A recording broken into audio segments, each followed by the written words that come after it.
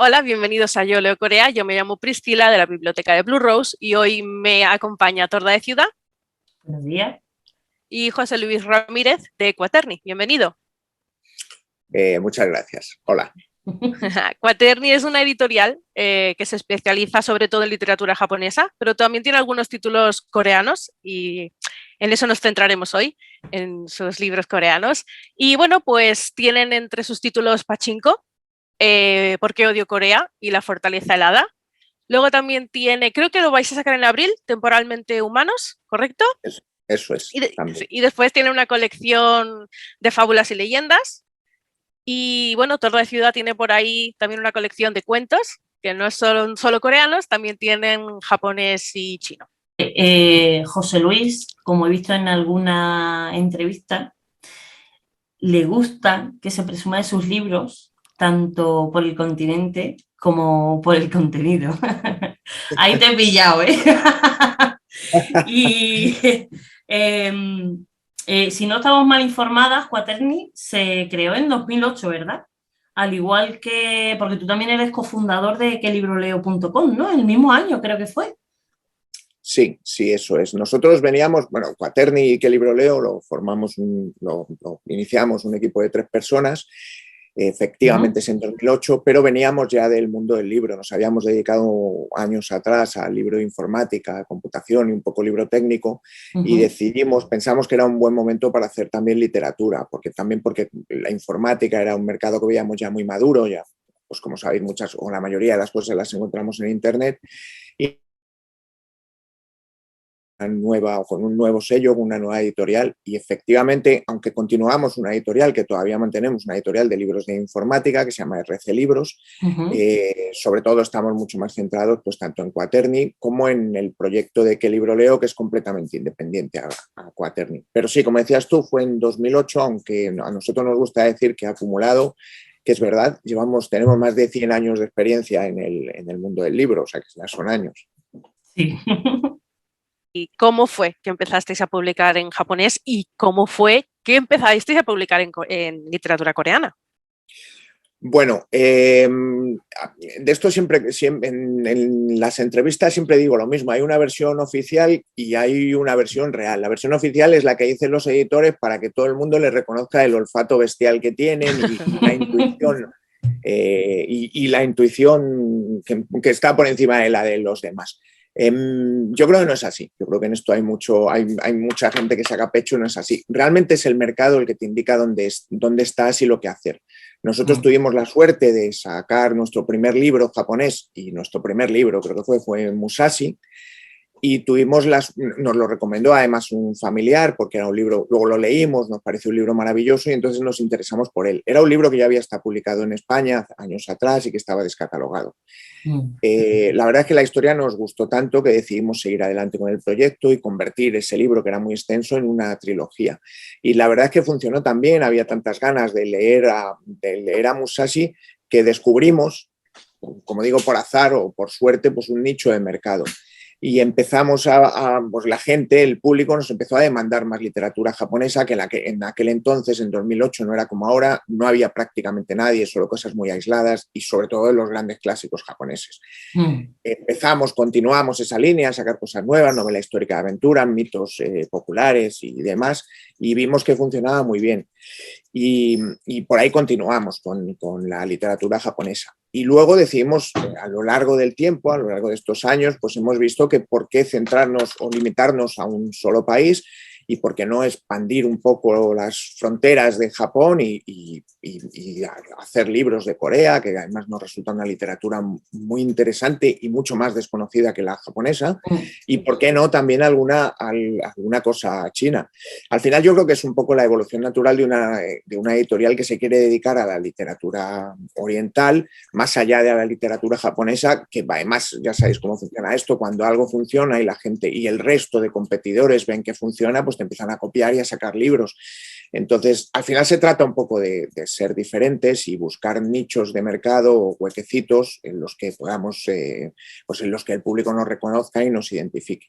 Y efectivamente, como comentabas antes, pues sí que para nosotros es tan importante el continente, el formato del libro en sí, la calidad, como el contenido. Pensamos que es la única forma de que el libro, como objeto, incluso como regalo o autorregalo, pueda competir con otras formas de ocio. Si no, yo creo que las editoriales, si no hacemos cosas bonitas que los lectores, que vosotras, las lectoras, queráis tener, es muy difícil vender el producto. Sí. Yo desde aquí te quiero dar la enhorabuena porque la verdad es que Fábulas y Leyendas del Lejano Oriente es... O sea, a ver, es un libro precioso. La edición de Pachinko es maravillosa, pero claro, bien ilustrado. Entonces, claro, es muy bonito. No, es muy bonito, es muy bonito, es muy bonito. Yo mi enhorabuena por ello. Te lo agradezco muchísimo porque es un lujo. Como editor, lo mejor. Sabéis que cuando sacas un libro a la calle como editor, es un poco un hijo tuyo. Y entonces claro, el hecho de que te reconozcan que tu hijo es muy guapo, pues siempre claro.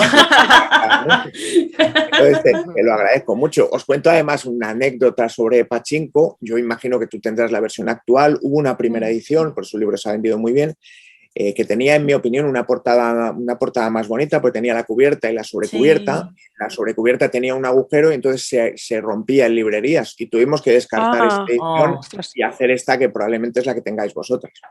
Sí, yo es la que tengo. Sí. Pero he visto la otra también, sí. Pues no os imagináis la cantidad de libros devueltos que nos vinieron de la otra por hacer una portada que pensábamos que era un poco más bonita. Qué pena. Pues sí, es que era preciosa. Le quitabas, verdad, le quitabas la tapa y era de otro color. ¿Y cómo surge esta cubierta de Pachinko? Porque no he visto otra igual en ningún otro país, ¿verdad? Bueno, yo te soy sincero, como te decía antes, con lo de la intuición y demás. Yo creo que había vimos, no sé si la versión original, no sé si incluso una versión japonesa que había del libro, había una edición original que sí que tenía algo similar. No sé decir que es igual y la dimos nosotros en nuestra idea. Pero en esto, desgraciadamente o afortunadamente, en esto del mundo de la edición hay poco que inventar. Al final, fijaos lo que os digo, que por innovar un poco recibimos prácticamente o gran parte de la edición de vuelta. Oh, qué pena. ¿Y esta que es la actual? ¿Cómo fue el proceso de elegir esta cubierta? Bueno, esto, la forma, nosotros trabajamos aquí en la oficina, somos 3 personas a tiempo completo dedicados a Quaterni y luego sabéis que el mundo editorial se trabaja con mucho freelance, con mucha gente fuera y esta fue, pues al final tenemos varios diseñadores de portadas que trabajan con nosotros, te van mandando ideas, vas eligiendo y vas haciendo pequeños cambios. Entre los cambios que sugieres tú como editor y los cambios que ellos, que son los expertos en el tema, pues van haciendo, al final das con la portada, con la portada que por lo menos te encaja en la idea que tienes. Hay portadas, como anécdota os diré, luego hablaremos del libro, pero hay portadas realmente difíciles. Por ejemplo, Temporalmente Humanos nos ha costado muchísimo decir portadas, porque hay libros que no puedes asociar a algo en concreto, entonces es muy difícil decidir qué portada es y sí que es una cuestión de gustos personales y probablemente en muchas ocasiones los gustos personales míos o de mis compañeros pues no coincidan con los del público. Sí, puede ser también, claro. Y una pregunta que me gustaría hacerte va sobre el proceso de licenciar. O sea, yo he oído que el proceso de negociación con las editoriales japonesas suele ser bastante particular y largo. ¿Sucede lo mismo con las editoriales coreanas? Bueno, sabéis que no sé si tanto en Corea, pero por la cultura, por forma de ser, mucho más Japón, por aquello de que sabéis que estuvieron cerrados durante mucho tiempo y entonces están un poco más, o tienen un poco más reticencias en el contacto con el exterior, los coreanos menos, pero en general contactar de nuevas con alguien de fuera de tu país para pedirle la posibilidad de publicar un libro, pues en realidad al principio las negociaciones son difíciles pues porque no saben cómo trabajas, no saben lo que estás haciendo y por eso que os comentaba antes, como al final para cada editor un libro es un poco su hijito, pues claro, mandar tu hijo a que vaya a vivir a la casa del otro pues es complicado, o sea, porque a lo mejor no le atienden bien. Claro. Entonces, al principio siempre es muy difícil. Con Japón es especialmente difícil y es verdad, como he comentado en una entrevista anterior, que una vez que ya te abren las puertas y ya te ceden a tu hijito y ven que todo ha ido bien, luego es un trato maravilloso. Con Corea es algo más sencillo, pero no deja de tener la dificultad. Primero, la barrera del idioma, que nosotros no sabemos ni japonés ni coreano, entonces nos tenemos que comunicar en inglés y probablemente ellos tampoco dominen el inglés como no lo dominamos nosotros, y entonces siempre las conversaciones son un poco más difíciles. Y luego, sobre todo, lo que os digo, cuando intentas abrir un nuevo nicho de mercado, en este caso literatura coreana, pues no te conocen y entonces te piden muchos datos, que has publicado, quieren saber un poco de ti. Una vez que superas la barrera de que más o menos saben que ya tienes un catálogo y que estás trabajando, que estás haciendo libros orientales, pues ya es mucho más fácil. Con Corea no sé si es porque es verdad que es otro tipo de cultura, quizá un poco más abierta al exterior que la japonesa, o directamente porque ya han visto que tenemos un catálogo de literatura asiática y siempre es más fácil ceder tus derechos. Tuvimos muchas dificultades al principio con la literatura japonesa porque no teníamos libros publicados en japonés y no nos conocíamos nada. Claro. Al comienzo. Bueno, en este caso Pachinko fue con una editorial de Estados Unidos, ¿no? En este caso no fue con Corea directamente. Fue una editorial de Estados Unidos que no sabe, que sabéis que sobre todo las editoriales de Estados Unidos fundamentalmente trabajan con agencias. En el caso de Japón y Corea, pues en muchas ocasiones se trabaja directamente con la editorial. Yo creo que Pachinko, creo recordar que fue con una agencia y tuvimos la suerte, sinceramente todavía no nos lo creemos, de que nos cedieran los derechos, porque ahí es un novelón, es un bestseller brutal, que además, como sabéis, tiene ahora una adaptación en una serie para Apple, me parece que es. Ojalá hubiera sido para Netflix, porque la repercusión hubiera sido mucho mayor, pero lo que hemos oído, lo que ha llegado hasta nosotros, es que la serie está hecha extraordinariamente bien, y es que la novela, yo creo, y creo que no es amor de editor, creo que es una muy buena novela, que vale mucho la pena. Lo es. Sí. Esperemos que la serie refleje bien el libro y que lo notéis en la editorial también, ¿no? Que haya más ventas gracias a la serie. Pero es lo que tú dices, a ser Apple TV quizás llegue menos gente. Tenemos la esperanza de que al final la cedan o la pongan en televisión en abierto y la pueda ver mucha más gente y la repercusión sea mayor, porque a mí es que además la historia es que me parece una historia muy bonita, porque es una historia que nos puede ocurrir a todos, porque al final es una historia de inmigración y de cómo el que viene de fuera siempre o casi siempre, salvo que venga con dinero, es mal aceptado en el país. Sí, la verdad que sí. Queríamos preguntarte cómo es la selección cuando escogéis un libro para publicar. Bueno, hay una labor muy bonita en el mundo editorial que no tiene que ver directamente con la publicación de los libros, tiene que ver con mucha labor de investigación, con consultar muchas páginas internacionales, muchas páginas tenemos la suerte de que hay muchas en Estados Unidos, hay una amplia cultura oriental y hay muchos libros siempre, o hay los suficientes libros como para interesarte orientales. Y es un poco una labor de investigación, pues nos metemos a investigar, vemos las listas de bestsellers de los diferentes países, Google Translate nos ayuda muchísimo para conocer estos bestsellers y luego tenemos la suerte, gracias como han pasado todos estos años, desde 2008, tenemos la suerte de tener un equipo de colaboradores repartido por prácticamente todo el mundo, por América Latina, por Japón y Corea, que nos hablan de libros, nos sugieren libros o porque allí están funcionando muy bien o porque lo han leído y son muy bonitos. Y entonces es un poco la labor de todos, la parte de investigación nuestra, de descubrir libros que pueden funcionar bien porque han funcionado bien en su país de origen, y de gente que te recomienda, de colaboradores que te recomiendan libros porque están funcionando bien o porque directamente les han gustado. Muy bien. ¿Y cómo fue que escogisteis Pachinko y todos los demás? ¿Hay alguna historia más específica de por qué esos libros? Pachinko, nosotros lo que en particular yo, porque nosotros estamos constantemente los tres investigando, pero Pachinko en concreto fui yo que tenía unas opiniones maravillosas en Amazon.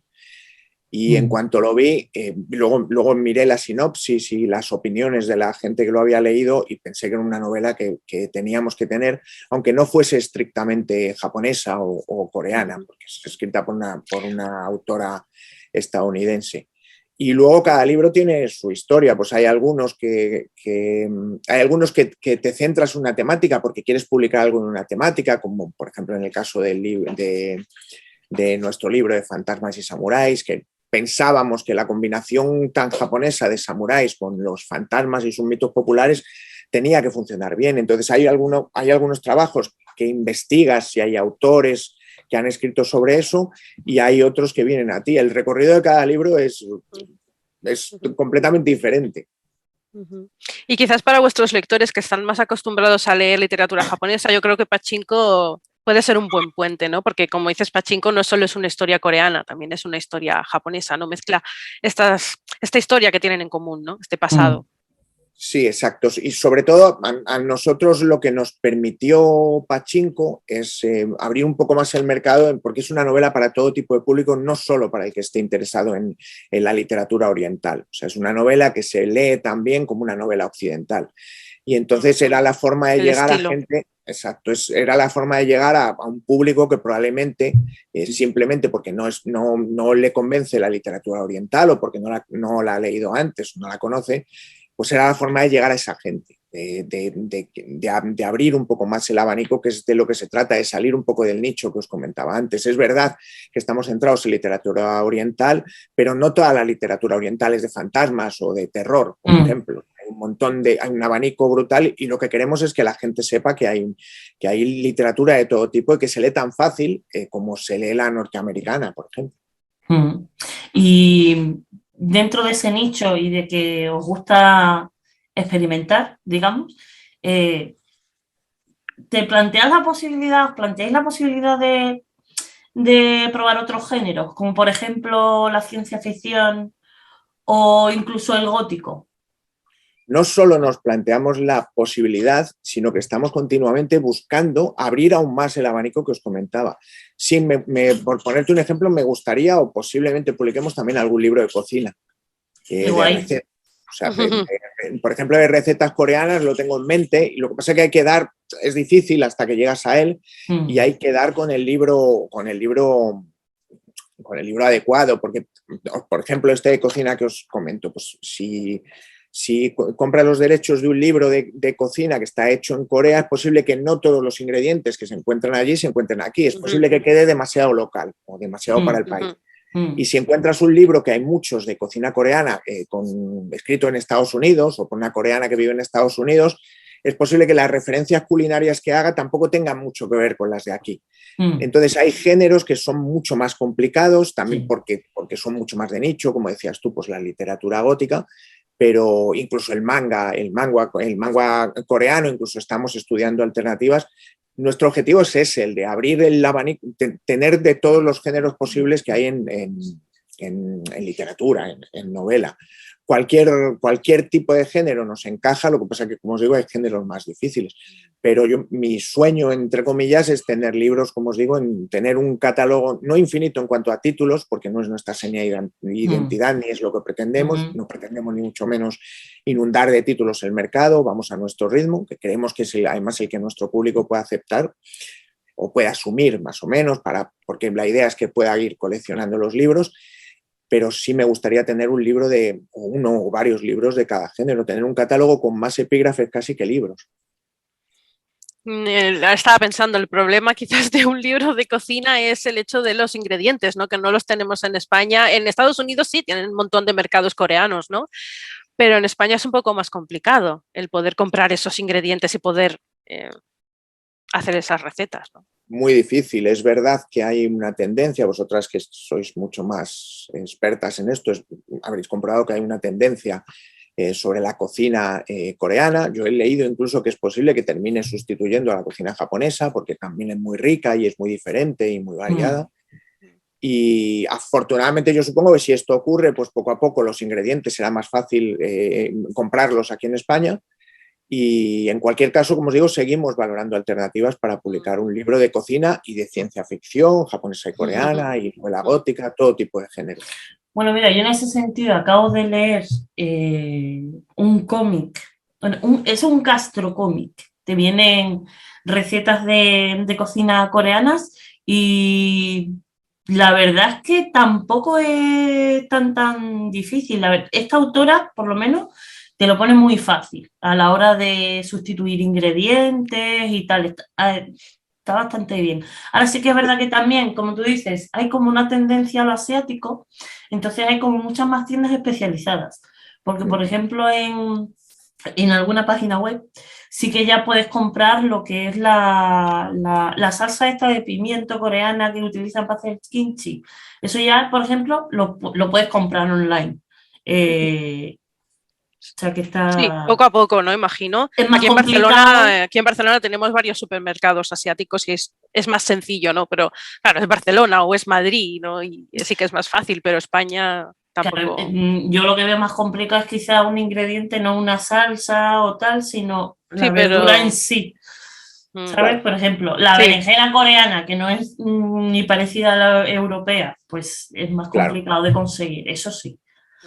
claro. pero poco a poco, ¿no? Bueno, Poquito a en poco. cualquier caso, ¿el libro que has leído es en inglés o en coreano? En español, Estaba ya publicado en español. sí, Vale. O sea, que sí que quiero decir que sí que ya hay cosas y que la Sí, ya gente se hay. está sí, leyendo, o sea, poco a sí. poco. Es Sí, verdad que igual la aplicación de un libro coreano pues no sea pues porque falten muchos ingredientes, pero incluso como curiosidad o como para aprender un Como tipo de cultura, cocina. como parte de la cultura, ¿no? De gastronomía y a lo mejor que venga también enlazado con algo más, Eso es. con la historia, ¿no? sí, lo más curioso de este cómic es eso, que además de ella a lo largo del cómic te va contando su experiencia con la cocina y, Claro. bueno, y también cosas de su cultura, como el hanbok Claro. o por Mm, qué comen Porque como esta comida en comen, esta porque fecha. Claro. ellos llevan al Ujú, instituto como un tapercito con varias cositas, y entonces ellos te lo mm, va explicando todo el tema de la cultura. mm, Está muy bien. mm. Sí, yo creo que debe ser muy interesante. Mm. Sí, ya que Bueno, estamos esto. hablando de manga, de cómic, manga, Le vas a. Sí, es una de las preguntas que nos han hecho, ¿no? ujú. Que si os planteabais, porque dice, he visto que en el catálogo ha sido Dina Oltra, ha dicho en Sí. el catálogo he visto que tienen mangas, que si se iban a plantear traer algún manga Sí, vamos a hacer, no os puedo poner fecha, pero con toda seguridad vamos a hacer mango. de algún género en especial. ¿Algo podrías decirnos? La verdad que no, porque tenemos muchísimas opciones y no os mentiría, pero porque no hemos tomado la decisión, pues no. A mí, no sé, me gustaría algo que hable, me gustaría un manga que hable un poco de la cultura para a la gente que no conoce tanto Corea, pues para que se vaya introduciendo en esa cultura, porque el manga no deja de ser una forma mucho más accesible de beber de sus raíces. Mm. Entonces me gustaría algo así, pues algo que, por ejemplo, un manga histórico que fuese entretenido y dinámico de leer, pero no sé, como os digo, tenemos muchas opciones y tenemos, por supuesto, el inconveniente de que no sabemos coreano, entonces es elegir un poco a ciegas. Claro. Si quieres también metemos otra pregunta, ya que ha dicho lo del coreano. Laia Is Reading, que es otra seguidora Ujú. y compañera, pregunta por eso mismo, por las traducciones, que si es difícil ahora mismo en España encontrar quizás traductores de novela coreana o incluso manga. Es difícil encontrar traductores de novela oriental, japonesa, coreana y china, es muy difícil. Ajá. Encontrar ya traductores buenos es prácticamente imposible. No, porque sabéis que la labor de traducción, tradicionalmente, las traducciones de novelas tan complejas como las asiáticas las hacen equipos de traductores. Lo normal es que es muy habitual que sea una pareja y, por ejemplo, ella es oriental y el español o al revés. Y entonces uno de los dos traduce directamente del coreano, en este caso, y el otro lo que hace es traducir del coreano al español, pero exige una labor de doble traducción, porque si te encuentras con una traducción directa del coreano, que te la ha hecho un coreano, pues lo más seguro es que no sepa hablar perfectamente castellano, o sí sabe hablarlo, pero no sabe escribirlo. Entonces las ideas del libro en coreano no son iguales en español. Entonces, lo que es difícil es encontrar un equipo que te haga las dos traducciones, ¿vale? Siempre se trabaja, como os digo, o casi siempre se trabajan dos personas, una que es nativa coreana y otra que es nativa española, para que el libro tenga la calidad suficiente. Si no, si traduce solo una persona, pues nos hemos encontrado en alguna ocasión que es una traducción como puede hacer el Google Translate. Entonces, lo que queremos es, hay algún libro que no tiene, que debería, en mi opinión, como editor súper exigente que trato de ser, pues debería tener mucha más calidad de la que tiene, pero hay ocasiones en las que es verdad que la novela original es difícil de traducir. Es cierto también que en el caso de la novela coreana es mucho más fácil de traducir que la japonesa. Y entonces en eso sí que llevamos avance. Tenemos 3 muy buenos colaboradores, traductores, que han hecho, yo creo, muy buenas traducciones de buena calidad, y vamos a seguir trabajando con ellos. Pero como os digo, lo difícil es que puede que haya gente que conozca el idioma y puede que haya gente que se exprese perfectamente, pero luego hay que escribir, porque la labor del traductor va más allá de leer y entender lo que está leyendo, luego tiene que escribirlo y escribirlo bien. Sí. Que, Además, ya no solo es traducir, ¿no? También es como hay una diferencia tan grande cultural y de palabras en sí, que luego no es tan sencillo como traducir. Incluso habrá palabras que no puedes traducir, tendrás que poner una nota de traducción o explicar un poco el contexto. Es Claro. complicado, es Es complicado. muy complicado. Sabéis que, en mi opinión, parte del éxito de Haruki Murakami, que es el japonés que más vende fuera de Japón, es que él escribe en inglés. Y entonces la forma de plasmar las ideas es muy diferente a si le tradujesen del japonés. Yo creo que por eso es el escritor más superventas fuera de su país. Y Pachinko igual, ¿no? O sea, quiere decir que Pachinko se escribió originalmente en inglés, entonces no ha habido, aunque bueno, igualmente tiene que haber muchos términos coreanos, me imagino. Sí, pero culturalmente, como muy bien dices tú, somos muy parecidos a los anglosajones, a los norteamericanos, que a los orientales. Claro. La siguiente pregunta que queremos hacerte es que en abril, ¿no?, vais a publicar Temporalmente Humanos, de So Yu-min, y con traducción de María del Rosario Albarracín. Y si nos podías hablar un poquito del libro. Bueno, esta es una novela muy divertida, que relata lo absurdo del mundo en el que vivimos. Y es verdad que es una novela de una autora coreana, pero podría ser una novela de un autor o autora de cualquier país, porque retrata con mucho sarcasmo lo absurdo, como os decía, del mundo en el que vivimos y la sociedad tan extraña en la que hemos creado. Es una novela de 8 relatos, o es un libro de 8 relatos, que nos permiten una visión muy certera de la situación actual en Corea, de cómo es la forma de trabajo, de cómo es el tipo de vida, de las exigencias y la presión a la que se ven sometidos, y que en realidad, en nuestra opinión, cuando lo hemos leído, pues tiene mucho que ver con las exigencias de la sociedad del que llamamos primer mundo. Yo no tengo tan claro que sea un primer mundo más allá de por una cuestión económica, pero algo no está. Cuando terminas la novela te das cuenta que es posible que algo no estemos haciendo bien, y esto en Corea pues es todavía un poquito más exagerado, y va de eso, va de que realmente vivimos en un absurdo continuo, y es una novela muy entretenida, como digo, de leer, y que además te hace pensar un poco si este es el tipo de vida que deberíamos llevar. A mí me gustan mucho los relatos, siempre estoy leyendo relatos, así que me llama mucho la atención esta colección. Pues os pongo un ejemplo, imagino lo habréis leído en la sinopsis, pues un tipo que tiene miedo a las alturas se ve obligado a vivir en un ático, y uno que tiene claustrofobia vive en un bajo. Pues es verdad, porque son situaciones que ocurren y es un absurdo. Y serían cosas tan fáciles, al final la novela te deja con el sabor de que sería tan fácil de solucionar como que uno hablase con el otro y los dos estábamos contentos, pero como vivimos una sociedad constantemente comunicada pero permanentemente incomunicada, pues ocurren este tipo de cosas, y lo que saca la novela, el libro, lo que saca partido es de estas situaciones tan absurdas. Sí, hemos leído la muestra, hemos leído las primeras páginas. Sí. ¿Y de los libros que tenéis ahora mismo coreanos en el catálogo, cuál de ellos nos recomendarías? Bueno, yo sin ninguna duda os recomendaría, hay 2. Para aquel que no conozca Corea, o para todo aquel que quiera introducirse, pues los Fábulas y Leyendas nuestros son un clásico. El de Fábulas y Leyendas de Corea pues te permite una aproximación a su cultura, para ver un poco cómo piensan y cuáles son sus raíces. Si ya eres experto en literatura oriental o has leído alguna cosa más coreana, yo sin ninguna duda recomendaría el Namsanseon, La Fortaleza Infernal, porque trata o novela un hecho histórico que cambió el devenir del país, que es la invasión de los manchúes. Pues el rey Injo, del reino de la dinastía Joseon, pues se vio obligado a refugiarse en la fortaleza de Namsanseon, que está a las afueras de Seúl. Estamos hablando del año 1636, y el libro detalla todas las intrigas políticas en una fortaleza asediada que iba a ser invadida por los chinos. Es muy entretenida y te permite aproximarte, como digo, a un hecho histórico, pues que que dicen, yo no soy experto en esto, pero dicen que cambió el devenir del país.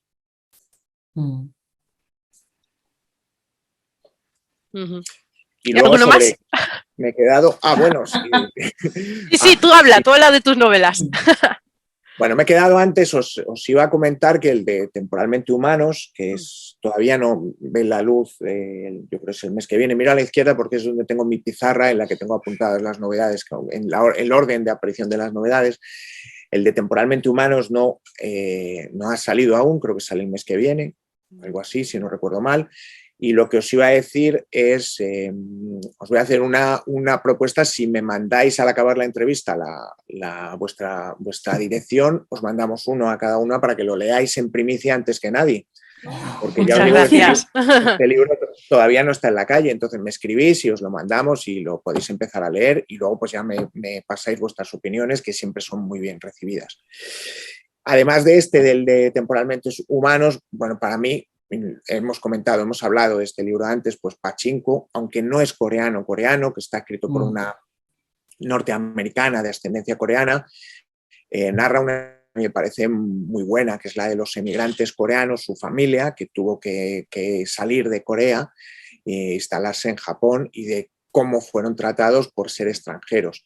Y lo comentábamos un poco antes, no es 100% coreana, pero sí es con cultura coreana, y cómo se van adaptando los coreanos a un país tan extraño para ellos como Japón. Como es una novela, como os decía antes, que sirve para cualquier lugar del mundo, porque habla sobre la inmigración y el drama de la inmigración, pues me parece un libro imprescindible.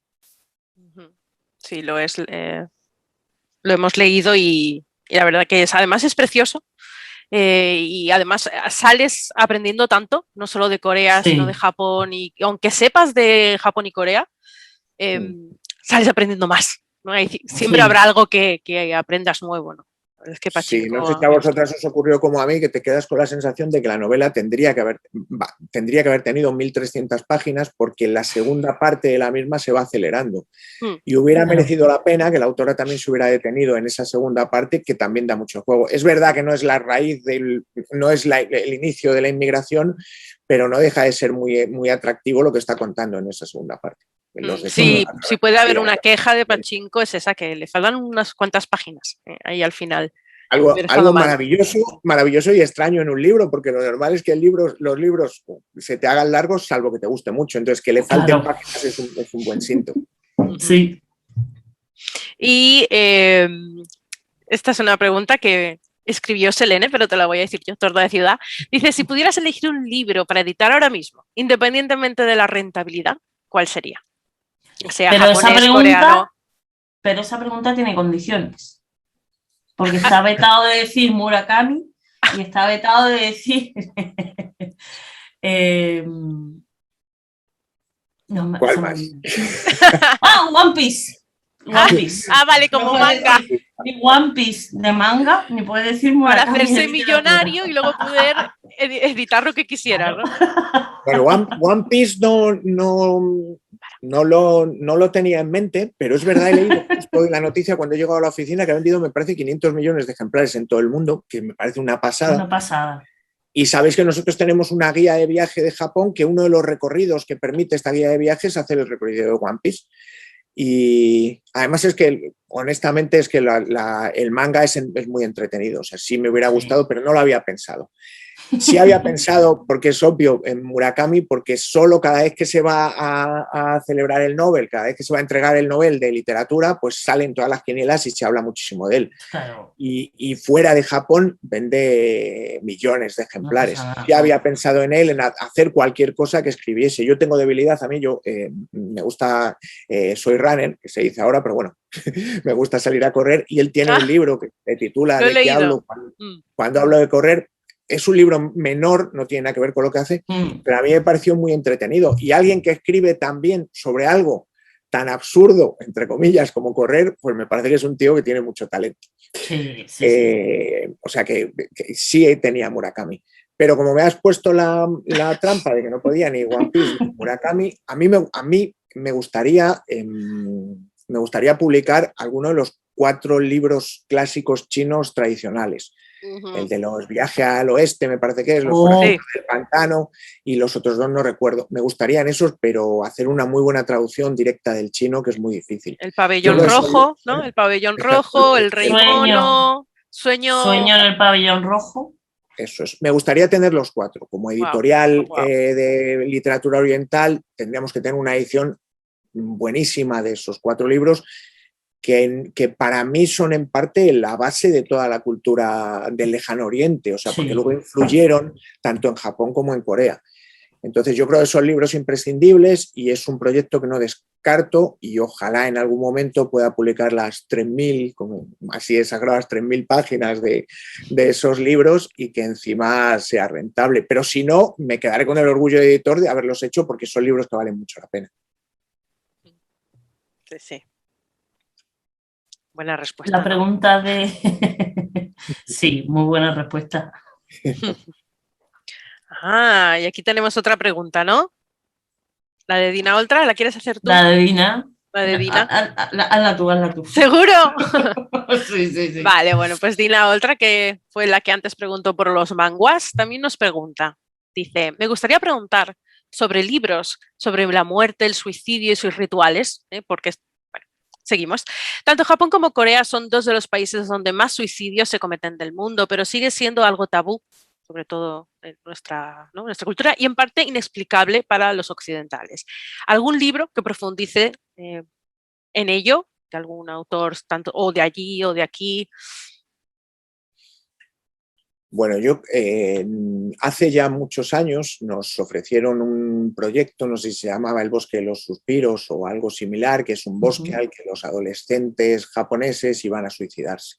Y entonces ofrecía una visión un poco realista de la parte del suicidio, de los motivos por los que se suicidaban, y luego una visión fantasmagórica de que los espíritus se quedaban allí. En su momento descartamos la publicación porque, como bien has dicho tú, es verdad que aquí en la sociedad occidental, y no sé si en la española en particular o en la occidental en general, el suicidio es un poco un tema tabú. Entonces nos pareció un libro tan difícil que decidimos que no era el momento. A raíz de esta pregunta es posible que retomemos en proyectos antiguos y lo recuperemos y lo echemos un vistazo. También es verdad que en su momento no solo lo descartamos por eso, sino también porque estábamos enfocados mucho más en novela histórica y de aventuras y de misterio, algo así más sencillo de leer. Es cierto que ocurre en la sociedad japonesa en particular y coreana lo del suicidio. Yo creo que tiene mucho que ver con el nivel de exigencia y el de deshumanización que cuenta un poco este libro que os digo de Temporalmente Humanos. Incluso el ¿Por qué odio Corea nuestro? Pues habla de eso, habla de que es una joven que se va porque no soporta la vida, el tipo de vida que lleva en su país por ese nivel de exigencia. Y descubre que en Australia, que es una sociedad occidentalizada, pues es un nivel de exigencia es mucho menor. Y en cuanto a los libros esos que pregunta, yo lo único que conozco en ese tema pues es algunos libros de su ceremonia y su religión o de cómo ellos, a mí me resulta muy curioso en la sociedad japonesa o en la cultura japonesa cómo encajan las diferentes religiones para hacer un poco una religión a medida, y entonces el tema del suicidio y de la muerte lo llevan tan diferente que no sé si un libro de ese tipo encajaría bien aquí. Y de hecho os cuento como anécdota que en el libro del que posiblemente ahora después comentemos, que es el de Donde viven las damas salvajes, uno de los relatos de Donde viven las damas salvajes, es de una mujer muerta, que es un fantasma, que tiene un cometido y que sostiene que vive mucho mejor como muerta que cuando era viva, porque cuando estaba viva tenía que... Es un libro, es un enfoque muy feminista de los cuentos tradicionales, y la lectura que hace ella o lo que va contando en el relato es que se ve sometida a los deseos de los hombres, en el sentido que tiene que vestir de una forma determinada, tiene que comportarse de una forma determinada, tener hijos, y solo se libera cuando fallece y se convierte en fantasma, que puede hacer lo que quiere, puede hacer tanto lo que quiere que incluso puede volver a atormentar a aquellos que en su momento la atormentaron. Entonces el punto de vista es tan diferente que yo creo que vale la pena, a raíz de la pregunta, recuperar algún libro de esos. No sé si encajará muy bien aquí por lo que comentabais al principio, que es un poco un tema tabú. Claro. Sí, bueno, aquí en Occidente es más tabú por la religión, ¿no? Por cristiano y católico, que es pecado suicidarse. Es curioso porque también fueron muchos a llevar este tipo de religión a Japón, lo que a lo mejor pues no habrá calado tanto el hecho de que no se puede, uno no puede suicidarse, ¿no? Por religión. Eh, y por otra parte quería decir así, que supongo que a la gente le puede llamar la atención no solo por las noticias, ¿no? Que aquí nos llegan muchas noticias sobre Japón, Corea que se suicidan por estudios, por trabajo, sino también porque lo que más nos ha venido a nosotros, quizás en películas, en literatura, es mucho sobre samuráis, ¿no? Samuráis, el honor Claro. y cómo ellos ven el seppuku y cuáles estos rituales y todo eso, ¿no? Supongo que aquí nos llega mucho esa información. Y luego también las noticias, los políticos, sobre todo en Japón, cuando alguien comete un error enorme, se responsabilizan de ello de esta forma. Sí, dimite, como mínimo dimite, Mm, y si se le va un poco de las manos, incluso comete seppuku, se suicida, claro. es Porque para cierto. ellos es una Ojalá, vergüenza para la familia, no solo el haber actuado de forma errónea, es- ¿no? Sino es una vergüenza para todos, sí, ¿no? la concepción es totalmente diferente y como muy Mm, bien decías tú, tiene mucho que ver con la religión, que es completamente diferente a la nuestra. Para nuestra es pecado el suicidio y para la suya no, y además es posible que les espere un mundo mejor. Y en todo caso, lo que decías tú, yo ojalá aquí alguien en algún momento, en algún año, dimitiese. Que alguien Sí, tomase algún tipo de responsabilidad, ¿no? Como mínimo. como mínimo Como eso. mínimo. Sería un avance maravilloso. No queremos que Sí, No hace se suicide nadie, pero una dimisión no estaría mal de vez en cuando se hacen mal las cosas. claro. sí, pero como hierro ahí caliente. ¿Tenemos Bien, alguna cuestión que se nos nosotras haya no quedado en tenemos el más tintero? preguntas. No, lo que podemos es hacerle preguntas un poquito más personales a él. ¿Qué estás leyendo? ¿Qué nos recomiendas leer? Bueno, estoy empezando a leer una novela que me llamó mucho la atención, que se llama Nadie lo sabe y el autor es Tony Gratacós y ofrece una visión alternativa de la vuelta al mundo de Magallanes y Elcano. Y me ha llamado mucho la atención esto de que tal vez no, la historia no es como nos la han contado y a lo mejor Elcano no es el héroe que nos han vendido. Y entonces tengo curiosidad por saber cuál es la versión de este autor, de Tony Gratacós. No la he empezado, estoy en las primeras páginas, ya os digo que leí la contra y me pareció muy atractivo pues, lo que plantea. Y si Elcano en realidad era un conspirador, porque lo que propone es un poco eso, que fuera un conspirador y que mató a Magallanes para quedarse él con toda la honra y el orgullo de haber sido el primero en dar la vuelta al mundo. Entonces me parece interesante, muy divertida. Luego, por cuestión de trabajo, como pues sabéis que hago otras cosas, además de mi labor editorial aquí en Quaterni, pues estoy leyendo, de hecho los tengo encima de la mesa, estoy leyendo libros técnicos, pues El Ejecutivo al Minuto, estoy leyendo un libro sobre copywriting, escribo porque me gusta el dinero y alguna otra cosita, estoy leyendo un libro de Enrique Dans que se llama Viviendo el Futuro, y luego así novela, por cuestiones de trabajo, estoy leyendo el libro que os comentaba antes, el de Donde viven las damas salvajes, que como os comento, estoy terminándolo ya, me quedan 10 páginas y ya una vez que lo termine pasará a manos del revisor y luego ya lo meteremos en imprenta. Y como os decía, es una reinterpretación feminista de los cuentos de fantasmas tradicionales. Todas o la mayoría de los fantasmas japoneses son mujeres, lo que denota claramente una sociedad profundamente machista, por lo menos antes. Y la autora de este libro pues hace una revisión de esos cuentos en los que las mujeres, como se dice ahora, pues están empoderadas y la única pena es que se han empoderado cuando se han convertido en fantasmas. Y me parece muy original porque hay historias que son historias tradicionales de tipos de fantasmas suyos, la Yukiona y demás, pero reinterpretado y con el punto de vista actual de las mujeres de ahora, afortunadamente con el punto de vista actual de la mujer de ahora. Y me está resultando muy divertido y muy diferente a lo que había leído hasta ahora.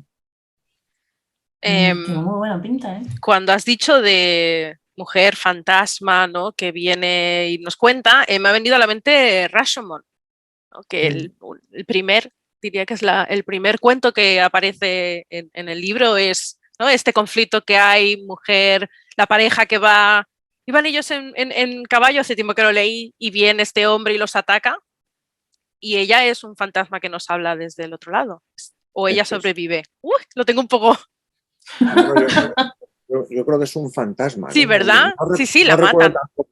La matan, sí, la matan. Sí, La matan la y matan. cuenta la historia ella desde la... Es un poco lo que, es un poco lo que comentábamos antes, al final tiene mucho que ver con ellos de verdad piensan que hay algo más después y que vamos a estar allí en otro mundo. Y muchos cuentos y muchas novelas y suyas pues están contadas desde alguien que está muerto, que es un punto de vista muy original. Sí. No, me ha venido a la mente porque, claro, creo que los dos sobreviven, los dos hombres, cada uno cuenta su versión de cómo ocurrió y ella está muerta, diciendo, bueno, yo también tengo mi versión de cómo ocurrieron las cosas, ¿no? Uno por vergüenza y por machismo, el otro por, ¿no?, que pensar que puede hacer lo que quiera, ¿no?, con el cuerpo de una mujer. Y bueno, pues me ha venido a la mente este cuento. Interesante. ¿Algo más, Torda? Creo que no. Bueno, si él quiere agregar algo, si quieres agregar algo más del editorial. No, más allá de daros las gracias por la entrevista, que me lo he pasado muy bien y, pues, como os digo, al final es un poco es un lujo porque que le llamen a uno para que hable de lo guapos que son sus hijos es maravilloso. Entonces he estado súper cómodo y nada, os agradezco mucho Muchas gracias por venir. Gracias a ti por aceptar hablar con nosotras. A vosotras por interesaros y por haceros eco de las cosas que hacemos y que cualquier cosa que necesitéis, pues ya sabéis dónde estamos, ya sabéis que somos súper accesibles y que además estamos encantados de que habléis de nuestros libros y de hablar de literatura oriental. Ojalá sirva para dar un impulso un poquito más grande a la literatura coreana en este caso y la pueda conocer mucha más gente acá en España. Eso intentamos, ¿no, Torda? Sí. Que llegue más gente. Sí. Y yo creo que además en España estamos todos un poco empezando, ¿no? No hace tanto tiempo que tenemos literatura coreana, así que todos estamos en los inicios, digamos, ¿no? Y todos vamos aprendiendo a la vez. Es cierto, y es verdad que también está ayudando bastante el éxito que están teniendo algunas series ahora en televisión, en las plataformas de pago y demás coreanas, que estamos descubriendo que hay vida más, como digo yo, más allá de Estados Unidos. Sí, creo que ha sido como un boom, empezó con la cosmética, ¿no? Y siguió hacia adelante. Yo me alegro de que en esa ola se también también la literatura. Ahora también se está haciendo mucho en Estados Unidos literatura fantástica juvenil, también muy basada en mitología coreana también. Sí, novelas románticas, algunas también, ¿no? Juveniles románticas. Sí. Y ahora en el premio del International Booker Prize hay 2 novelas coreanas en la lista larga, a ver si pasan a la corta y quién sabe si este año gana una novela coreana. Ojalá. Ahí estamos. Eso es bueno, Sí. Pues entonces nos despedimos ya, ¿no? Sí. Pues muchas gracias de nuevo, José Luis, por estar con nosotras hoy y hasta la próxima, ¿no? Sí, hasta la próxima. Muchísimas gracias a vosotras, como digo, ha sido un placer y gracias por el apoyo que dais a la literatura coreana y oriental. Y hasta la próxima. Gracias a ti por editar los libros, porque si no, no podríamos leerlos. Sí, gracias por traer Pachinko. Sí. Creo que eso se lo agradece muchísima gente, fíjate de lo que te digo. Pachinko ha tenido un gran éxito. Eso se puede decir, ¿no? Sí, ha tenido un gran éxito y sigue funcionando muy bien, afortunadamente. Y como decíamos antes, ojalá siga haciéndolo cuando salga la serie. Así que todos a leer Pachinko y a echar un ojo al catálogo de Quaterni. Exacto.